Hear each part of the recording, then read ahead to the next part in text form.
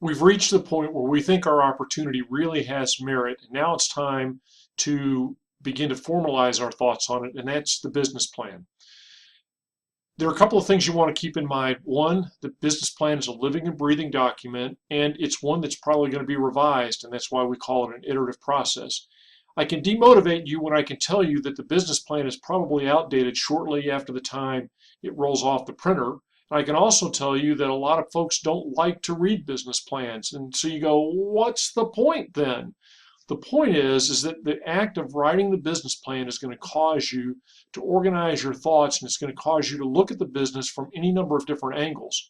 And so the way to sum it up is the plan itself isn't necessarily very valuable, but the mind of the planner, the thinking process you went through to write that plan, is very valuable. Before we dive into the writing and presenting aspect, I want to talk about what would be a perfect plan, as if there ever was such a thing. So I'm going to use a real world example from a group that recently presented to the Texoma Angel Investor Group. I'm going to talk about their opportunity, and I'm going to point out ways where it was really strong and areas where it wasn't so strong, so you get a sense of what are people really looking for. The company was called Nuvothera, and their product was an over-the-counter skin cream for psoriasis. Psoriasis afflicts a lot of Americans, but people don't talk about it because it's such an embarrassing disease. Psoriasis is something that has several prescription medicines that deal with it. If you watch the same TV shows I watch, you see a lot of ads for psoriasis meds, but those prescription drugs tend to have some pretty harsh side effects. On the flip side, you have some creams that tend to relieve some of the symptoms, but they don't get to the underlying inflammation that is the cause of the psoriasis.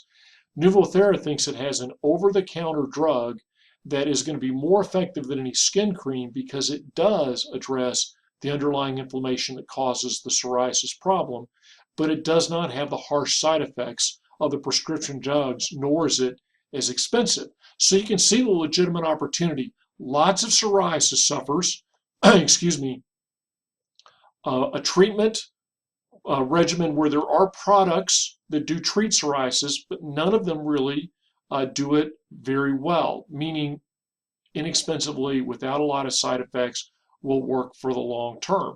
And so that's where their product is fitting in. And you can see if they can really do what they say they do, treat psoriasis effectively through an over-the-counter skin cream, there's going to be a lot of value in that. They also understand the pharmaceutical industry, and they understand how over-the-counter drugs are considered to be a growth region for the industry.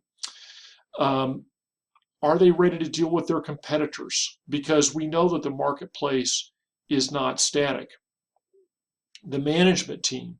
This was a particular strength for this company. The lead entrepreneur, really the sole entrepreneur, is a gentleman who worked in the pharmaceutical industry all his life. He'd worked for one of the big pharma companies.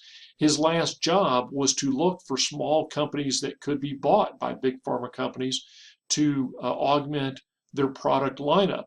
And so literally his job was to find startups that looked just like the startup he is trying to create.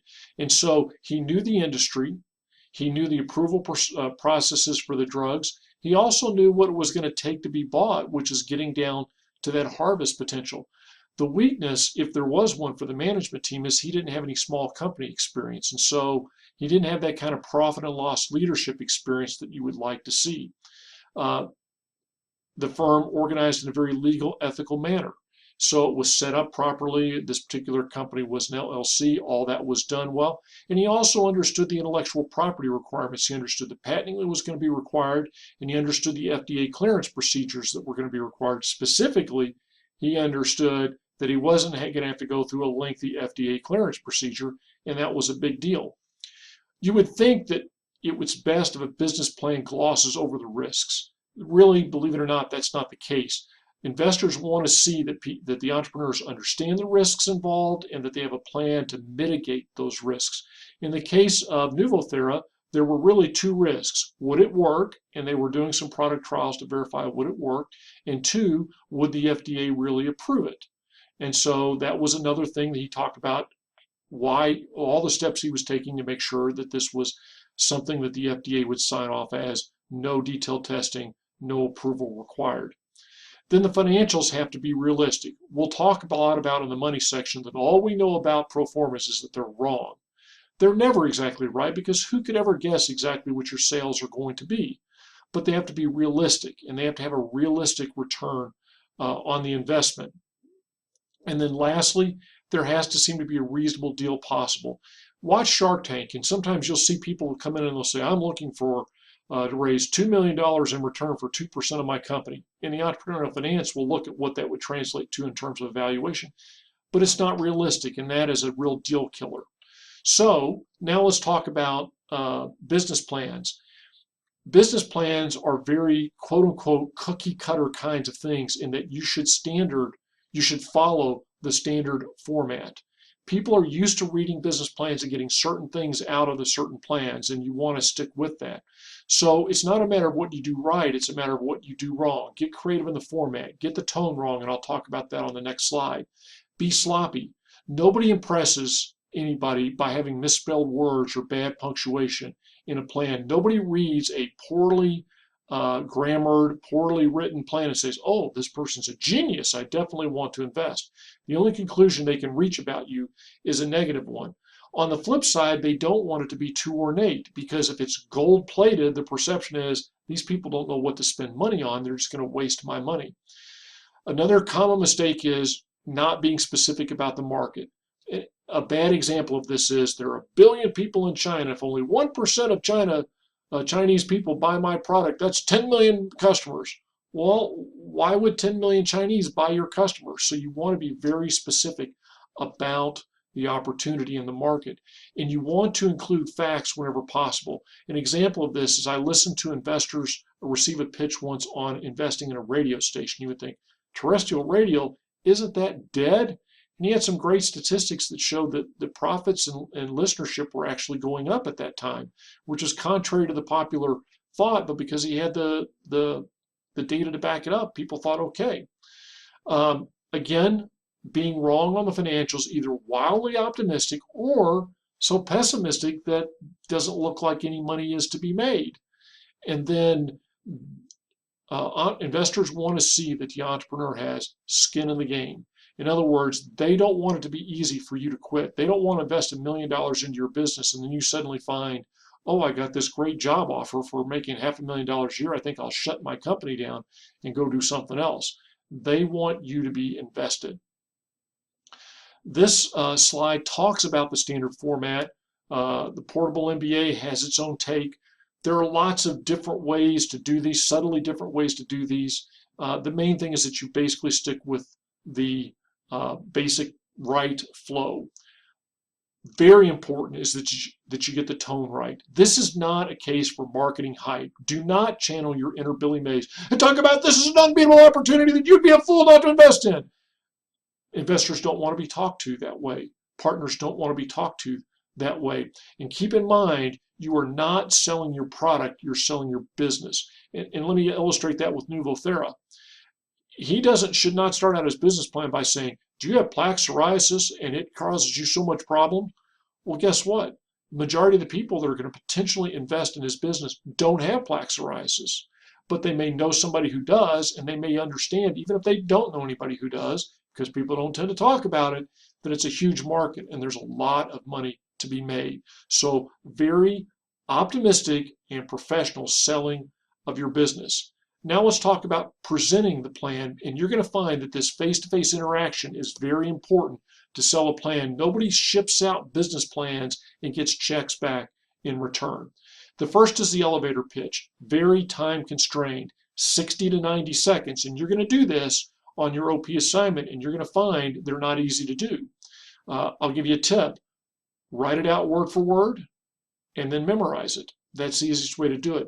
On the screen, it's got an explanation of the elements of the pitch. You got to hook the reader. You basically got to give them the value proposition and how you're generating that benefit. And then you want to get into the specific request. Are you looking for funding? Are you looking for an introduction? Are you looking for somebody to find a software engineer, help you find a software engineer? Be specific. And lastly is this idea of full presentations.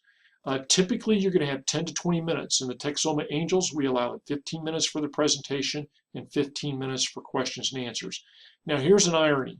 If a person's making a 15-minute presentation, in terms of the amount of words they can say, it would be a little bit longer than what is in the typical executive summary in a business plan. That's it. You're in essence reading the executive summary to them and then a little bit more. So then you wonder, why would you even go through that process? Why do they have to meet with me face to face when they can read all that material in the business plan? And here's why. Because they are wanting to meet you.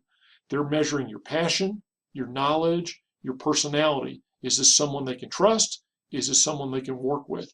So even though the content is extremely important, the person is just as important, and that's why the in-person presentations are so important. When it comes to presenting the full plan, what you see on the screen is the best advice as to how to give a great pitch. And this is really time-tested, time-proven. Just like the business plan, I don't encourage you to get too creative in your format. I've got a link in the D2L to a public business plan competition, which is a great place to get public pitches. And it guides you to a particular pitch. You can watch any of them. They're all good. But the one I cued you to is a very technical presentation. But notice how they lead you through that presentation. Now, because it's a very early stage medical device, they don't have good financials. It's just one of those things. You know that if they can get it through FDA clearance and this thing works, it's going to sell by virtue of the fact that it's a cardiology sort of device, that the profits are going to be there. So it's not strong on the financials, but it's really strong in taking a complicated topic and explaining in a way that any investor could understand it. So now let me wrap up this video with a question.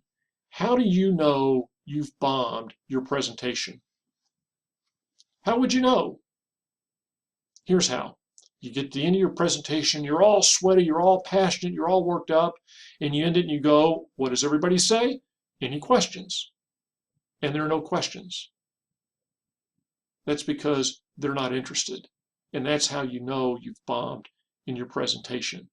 The point of the presentation isn't to answer every conceivable question. It is to make such a positive impression and to give people such a good look at your business that they're going to have lots of detailed questions. A presentation is like a first date. And remember, I'm an old-fashioned guy. So what's the purpose of a first date? To get a second date and a third date. Realistically, it's going to take 2 to 3 meetings typically before you're going to get an investment in your business from an investor. So don't think you're going to get it on the first date. Your goal on the first date is to get to the second date. Again, I encourage you to look at Heidi Rosen talk about pitches, and she's going to reiterate some of this advice on her own unique spin. And by all means, watch that pitch to see just how a good pitch can be so effective and so brief.